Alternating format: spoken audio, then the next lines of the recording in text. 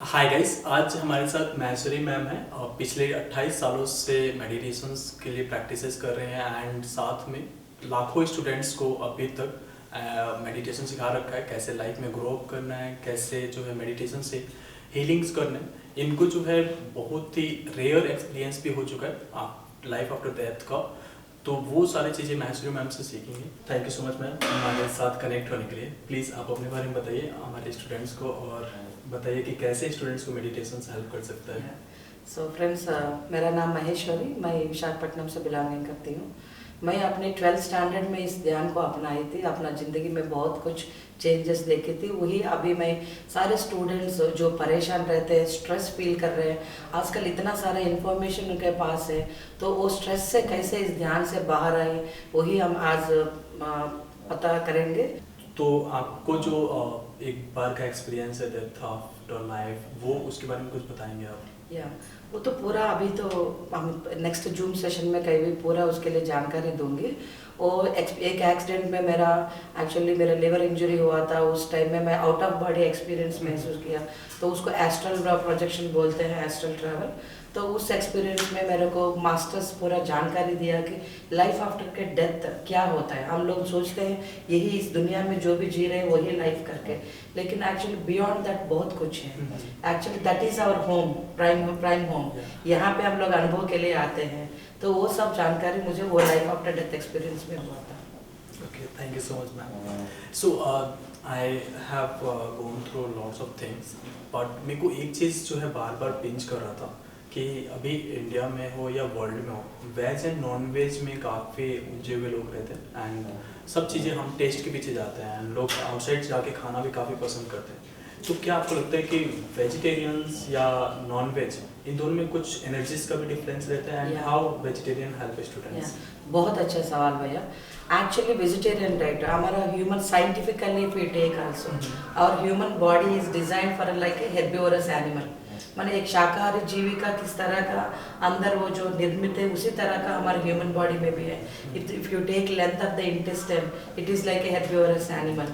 And if you take our teeth system arrangement, we don't have incisors and canines to take the food, we have other teeth to bite and chew the food. तो उसी से भी पता चलता है कि हमको शाकाहारी खाना ही सूट करता है बॉडी को। और if you take in terms of digestion also, a vegetarian food get digested maximum of 3 hours 4 hours if you take highest protein also, whereas a non vegetarian food आपको उसको डाइजेशन करने के लिए 48 hours to 72 hours लगता है। लेकिन वो इतना लंबा इंटेस्टाइन में जब वो ट्रैवल करेगा, बहुत सारा when food gets rotten, वो तब क्या है, बहुत माइक्रोब्स भी फॉर्म होते हैं। तो हमारा वो रेक्टल कैंसर आजकल हम बहुत कुछ सुन रहे हैं, वो सब इसी की वजह से ज़्यादा हो रहे हैं।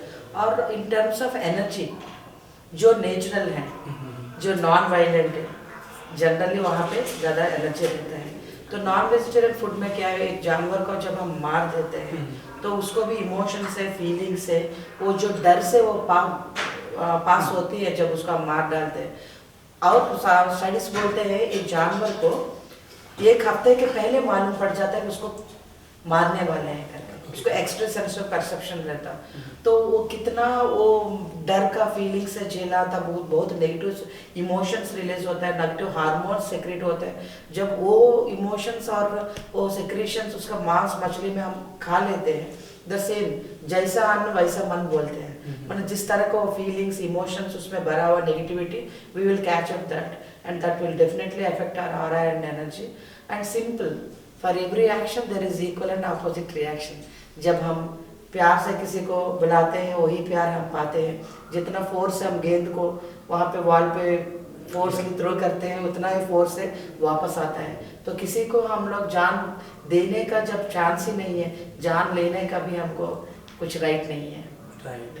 तो अभी स्टूडेंट्स को वेजिटेरियन जैसे काफ़ी सोचते हैं ना कि मैं वेजिटेरियन हो जाऊंगा, तो लाइक लोग क्या सोचेंगे। कई बार ये होता है कि किस तरीके से वेजिटेरियन होना है।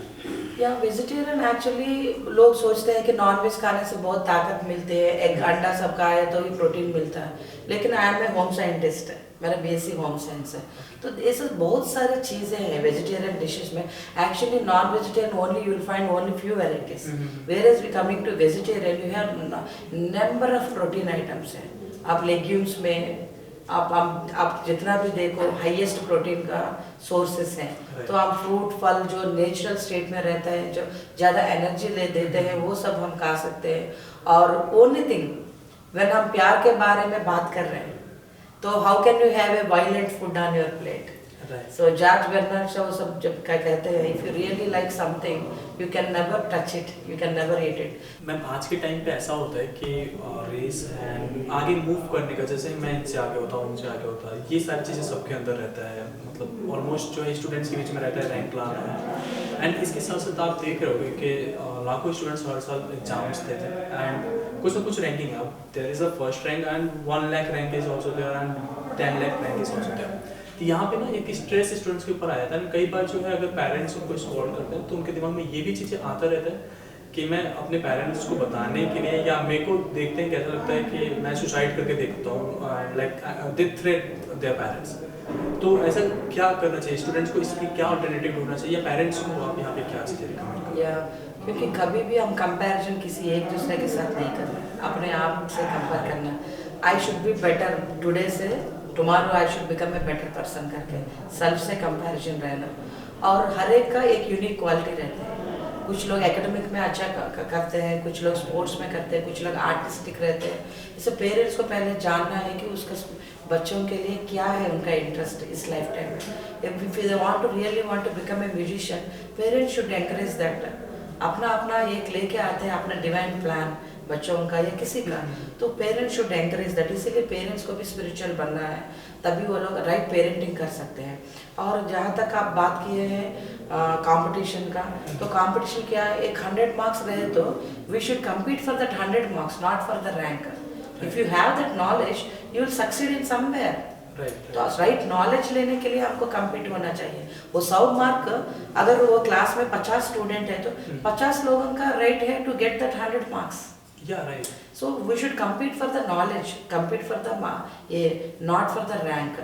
And तीसरी बात है, खुदकुशी करने से या वो उससे कुछ नहीं होता, फिर हमको जन्म लेना पड़ता है। Again you have to come back and complete your journey. ये लाइफ जर्नी हम अच्छा जीने के लिए आए थे।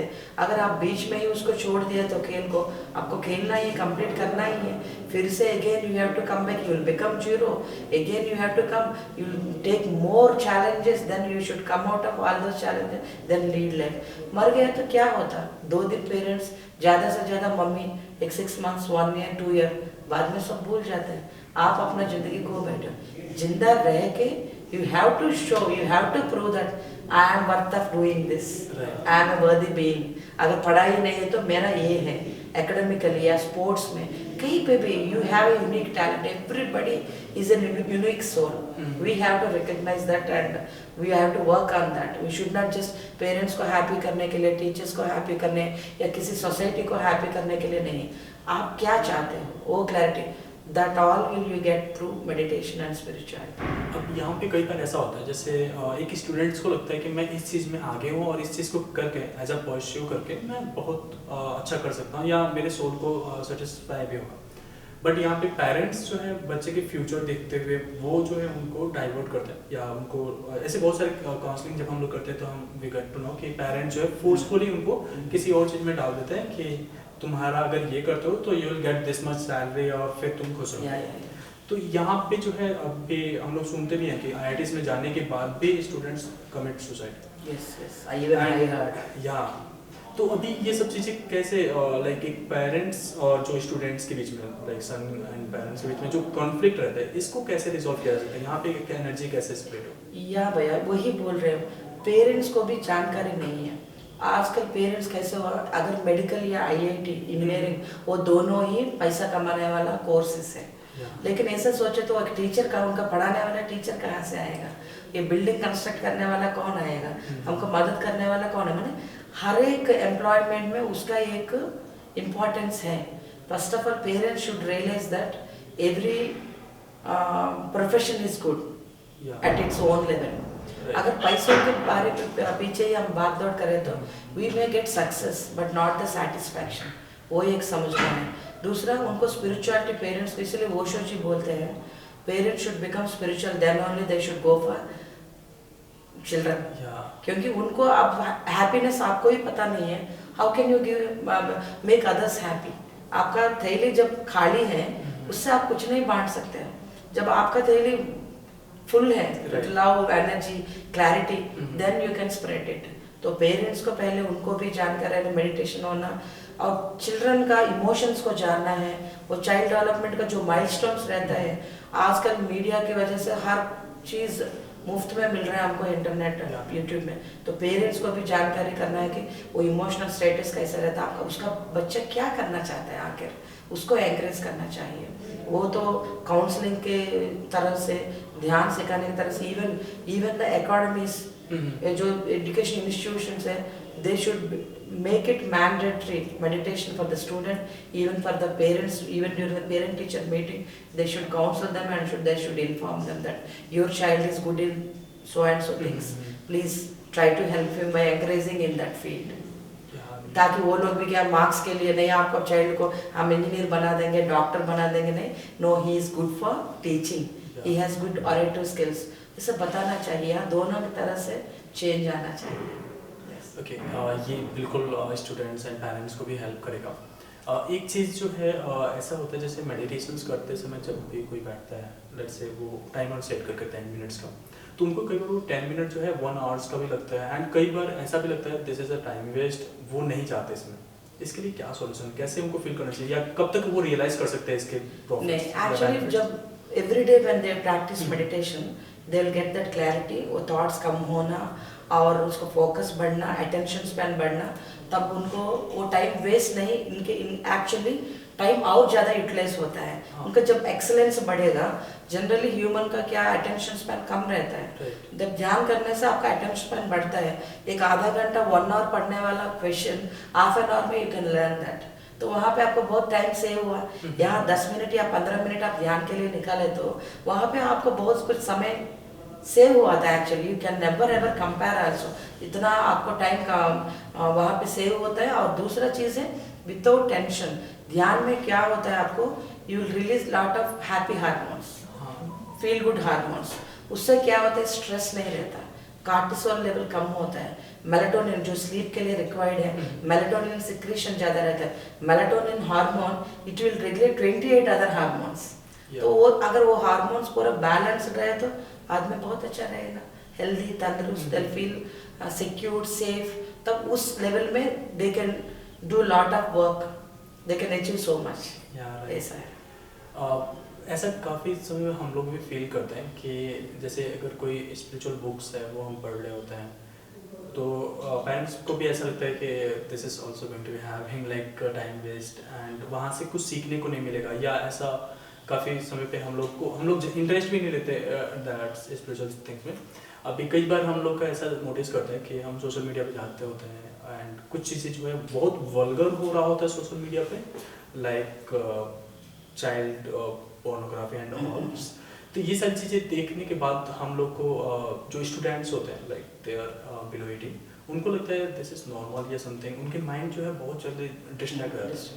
तो ये सारी चीज़ें क्या मेडिटेशन से कंट्रोल की जा सकते हैं, या इमोशनल बैलेंस आता है, इमोशनल स्टेबिलिटी। सी, इमोशनल कंट्रोल करना ये नहीं, इमोशनल स्टेबिलिटी रहना माने कितना तक हम इमोशंस को एक्सप्रेस करना चाहिए, किस हद तक, किस लेवल तक, वो बैलेंस अच्छा आपको मेडिटेशन से मिलता है। आपका इमोशनल क्वेश्चन सही रहता है और सोशल क्वेश्चन बढ़ता है, रिलेशनशिप में आपको अच्छा, ये सब क्लैरिटी आपको आता है कितना तक क्या करना चाहिए करके, then you will feel responsible for everything. आप ऐसे ही आपका समय नहीं काटा, आप समय वेस्ट नहीं करोगे, यू यूटिलाइज प्रॉपरली आपका समय पे। और जहाँ तक आपने बताया था सोशल मीडिया वो सबका, वो अच्छा बुक्स पढ़ने से, अच्छा बुक्स ऑडियो बुक्स पढ़ सकते हैं, अच्छा बुक्स पढ़ रॉबिन शर्मा का पढ़ सकते हैं, पर्सनालिटी डेवलपमेंट का, स्पिरिचुअलिटी का। ऑटो थॉमस अल्वा एडिसन को देखिए, कितना बड़ा साइंटिस्ट है, लेकिन बचपन में उसका ये कमी है, ही बॉर्डर लाइन रिटार्डेड। तो टीचर्स उसको बेच देते हैं कि वो नहीं कर पाता है, एजुकेशन नहीं सिखाया जाता, लेकिन उसका मदर वो बिलीव नहीं करते, उसको बताते हैं कि क्यों भेज दिया घर बोल के, वो लेटर में क्या है बताया, थॉमस अल्वा एडिसन पूछे तो वो मदर रिप्लाई करते हैं, तुम इतना अच्छा आदमी हो, बहुत सारा इंटेलिजेंट हो, तुमको पढ़ाने का एनर्जी तेरे टीचर्स के पास नहीं है, इसलिए भेज दिया करके, माने उसको कमी को भी अच्छा। तो वो थॉमस अल्वा एडिसन को होम स्कूलिंग कराती है, अभी देखिए आज हम जो लाइट पे बैठे हैं वो सारे इन्वेंशन उन्हीं का है। और थॉमस एल्वा एडिसन का और एक अच्छा मुझे बहुत अच्छा स्ट्रेंथ दिया, मुझे इंस्पायर किया बैटरीज में जो आर्सेनिक यूज होते हैं उसके बगैर और कुछ यूज कर सकते हैं। जब एक्सपेरिमेंट कर रहा था 10,000 टाइम्स ही फेल्ड, तो लोग उनका बुक में उनको पूछे थे 10,000 टाइम्स आप हार गए हो, वहां पे फेल हुआ था। उसने बोला 10,000 times I learned that these all materials cannot be substitute arsenic करके। मैंने 10,000 टाइम्स मुझे पता चल गया क्या क्या नहीं करना है, क्या क्या नहीं काम आता है। 10,000 टाइम के बाद मुझे पता चला क्या करना है। मैंने देखिए हम एक बार अगर कुछ फेल हो गया तो सोचते यार जिंदगी हो गया, इसके बाद कुछ चांस ही नहीं है, लेकिन ही वेटेड फॉर 10,000 टाइम्स, तो वहां पे उनको फाइनली सक्सीडेड। तो हमको भी उनसे इंस्पायर होना, वो सब ऑटोबायोग्राफ्स पढ़ना चाहिए, तब हमको ही पता चलता है अच्छा failure is a stepping stone. सच में हम बहुत कुछ सीखते हैं, आगे बढ़ते हैं, बहुत कुछ हम इन्वेंट कर सकते हैं करके। तो we must read all those books, it's not a waste of time, in fact it will inspire you and put you on right track. So students को आप एट लास्ट क्या रिकमेंड, कौन से बुक्स या किस तरह के कंटेंट उनको देखना चाहिए, या मेडिटेशन के बारे में और भी चीज़ें अगर वो सीखना चाहते हैं तो या ऐसे बहुत सारे बुक्स हैं आजकल वो जहाँ पे आपको माइंड हीलिंग टेक्निक्स बताते हैं, मैनिफेस्टेशन टेक्निक्स के बारे में, विजुअलाइजेशन टेक्निक्स के बारे में बताते हैं। डॉक्टर रेमंड मूडी का यू आर द प्लेसिबो, कैसे आप अपना माइंड को रीवायरिंग कर सकते हैं, जो चाहिए अपनी जिंदगी में वो कैसे आप अट्रैक्ट कर सकते हो, वो सारा है। और लॉ ऑफ अट्रैक्शन के बारे में बहुत सारे बुक्स हैं, और ऑटोबायोग्राफी ऑफ योगी। आप if you go through that book how you can balance सब कुछ पूरा आपको सब अच्छा मालूम होता है। तो और इसके बाद आप रोंडा बर्न का बुक्स पढ़ सकते हैं, और दीपक चोपड़ा जी का बुक्स पढ़ सकते हैं, स्टीफन कवी का highly effective people 7 habits of highly effective, ये सब बहुत सारे बुक्स हैं, आपको सही ट्रैक में रखेगा। Thank you so much, ma'am. Thank you so much for being here. Thank you.